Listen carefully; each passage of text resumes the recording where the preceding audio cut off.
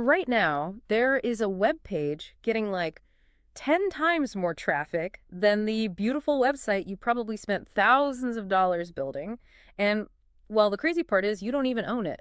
Yeah, it's wild. We're talking about your Google business profile, which for most owners is just this forgotten asset, right? Like they set it up half a decade ago and just left it there to gather digital dust. Exactly. So, welcome to today's deep dive. We're pulling from session 7 of the Kirah workshop to really look at why this free Google card is basically your storefront window on the busiest street in the world and why ignoring it is, quietly destroying your visibility. Right. And we really need to look at who is actually walking down that street now, because it's not just human clients anymore. Right. When someone asks ChatGPT or Google's AI for a local service, those models, they aren't painstakingly reading your website's About Us page to figure out what you do.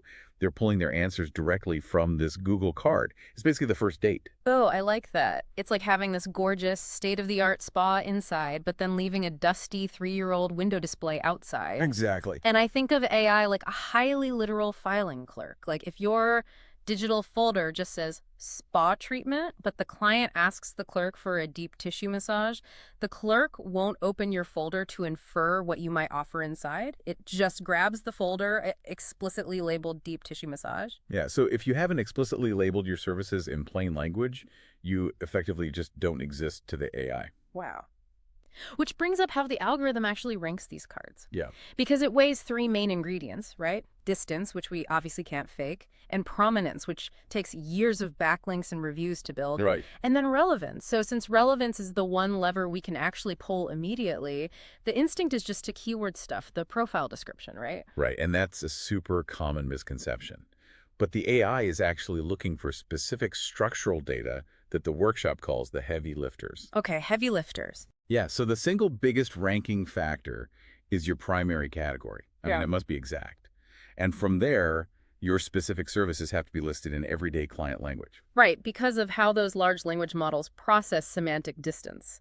Meaning, like, if I use a branded term like ultimate rejuvenation package, the AI's neural network can't confidently connect that concept to a user searching for a Swedish massage. Exactly. It creates a gap in the logic. Yeah. You really have to feed the AI the exact semantic nodes it's looking for. Makes sense. And then comes the third heavy lifter, which is your hours.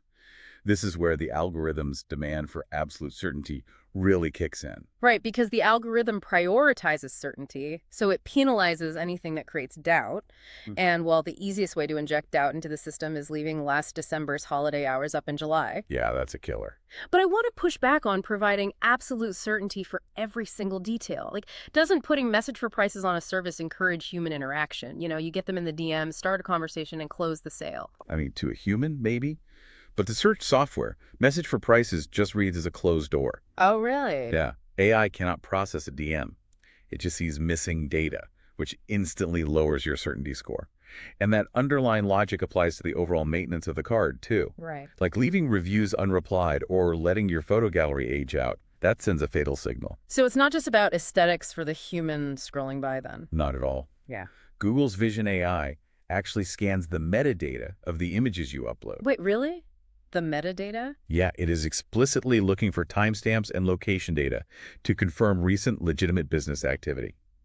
If that data dries up, to the software, stale looks exactly the same as closed. Stale equals closed. Wow, that's a massive trap.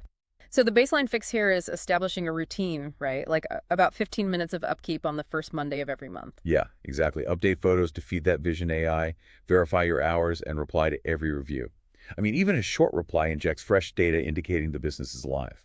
Or, you can bypass the manual work entirely. Because the source material for this deep dive comes from Kirah, which is an AI-native booking platform for solo wellness practitioners run by real humans. Right, they just automate this whole data pipeline for you. Yeah, you change your hours in their booking site, and Kirah pushes the update to your Google card instantly. And you can actually see exactly how the AI views your profile's certainty score right now by running their free 15-second audit at Kirah.ai audit. Which is super important right now because the landscape is rapidly shifting from AI simply recommending businesses to AI agents autonomously completing the bookings for the user. Okay, so we'll wrap up the deep dive there, but your homework this week is simple. Go fix your hours. Yeah, please do. And I'll leave you with this final question to consider. If an AI agent were tasked with booking a service right now, without ever clicking through to your beautiful website, would your Google card give it enough hard data to execute the booking? Or, would that AI look at your dusty window display, assume you're closed, and just book the card next door?